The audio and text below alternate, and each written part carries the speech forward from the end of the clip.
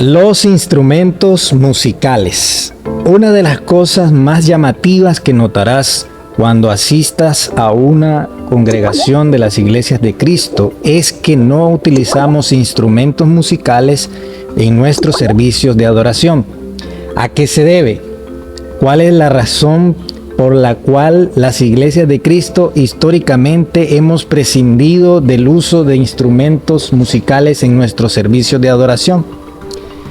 Quisiera responder esta pregunta con dos puntos que tienen que ver con la hermenéutica, es decir, las reglas de interpretación utilizadas por la Iglesia del Señor. Y el primero es el silencio de las Escrituras. El silencio de las Escrituras tiene que ver con cosas que no se dicen explícitamente en los textos de las Sagradas Escrituras. Y con respecto a los instrumentos, te darás cuenta de que cuando la Biblia nos habla del canto en la adoración, hay un silencio con respecto al tema de los instrumentos musicales. Es decir, no se menciona explícitamente que debamos usar instrumentos musicales en los textos del Nuevo Testamento.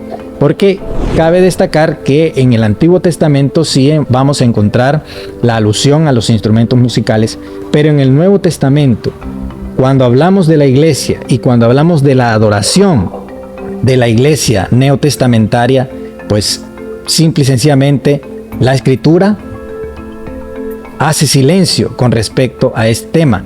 Y hay un principio de hermenéutica que utilizamos en las iglesias de Cristo, y es que debemos hablar cuando la Biblia habla y callar cuando la Biblia calla. Es decir, el silencio de las Escrituras a veces es prohibitivo y otras veces puede ser permisivo. Pero nosotros tenemos que ser cuidadosos cuando permitimos algo que no se dice literalmente o explícitamente, mejor dicho, en las Escrituras. Y el segundo punto tiene que ver también con la hermenéutica que utilizamos en las iglesias de Cristo, y es que la hermenéutica usada en las iglesias de Cristo se divide en tres partes. Primero, el mandamiento directo. Segundo, el ejemplo apostólico aprobado. Y el tercero es la inferencia necesaria. ¿Qué quieren decir estos tres parámetros? Que toda cosa que nosotros hacemos en la adoración tienen que pasar por estos tres parámetros de la hermenéutica. Es decir, en la adoración, lo que hacemos tiene que hacerse por mandamiento directo, es decir, que fue dado como un mandamiento en las Escrituras por el Señor, ya sea por el Señor o ya sea por los apóstoles, que fueron la autoridad máxima en la iglesia después del Señor. Segundo, lo que hacemos en la adoración tiene que estar basado en un ejemplo de la iglesia primitiva, o en este caso el ejemplo apostólico, es decir, aprobado por los apóstoles del Señor. Como por ejemplo, puedo traer a mención un ejemplo rápido, es el de la Santa Cena. La Santa Cena, nosotros participamos de la Santa Cena porque tenemos un mandamiento directo del Señor y de los apóstoles. Segundo, tenemos el ejemplo de los apóstoles y de la iglesia primitiva que participaban de la Cena del Señor el primer día de la semana. Pero con respecto a los instrumentos no tenemos ni mandamiento directo ni ejemplo apostólico. De hecho, cuando se habla del canto en los mandamientos de los apóstoles, pues como dijimos acerca del silencio, los instrumentos no se mencionan en los mandamientos acerca del canto. Y el tercero es la inferencia necesaria. Es decir, la inferencia necesaria hace referencia a la lógica, es decir, cosas que por lógica necesitamos y nosotros pues aprobamos su uso, como por ejemplo los edificios, ¿verdad? Para nuestras reuniones los aprobamos por lógica porque necesitamos guarecernos de la intemperie, pero no está escrito, ¿verdad? Que debamos tener un edificio, pero por lógica, por inferencia necesaria, los aprobamos. Ahora me dirás, pero ¿no crees tú que los instrumentos musicales son necesarios para cantar, para adorar a Dios? De hecho, no, porque la Escritura nos manda a cantar con el instrumento vocal. nos manda cantar con sacrificios, con frutos de labios, dice literalmente el versículo. En Colosenses capítulo 3, versículos 16 y 17 puedes encontrar, y en otros textos también.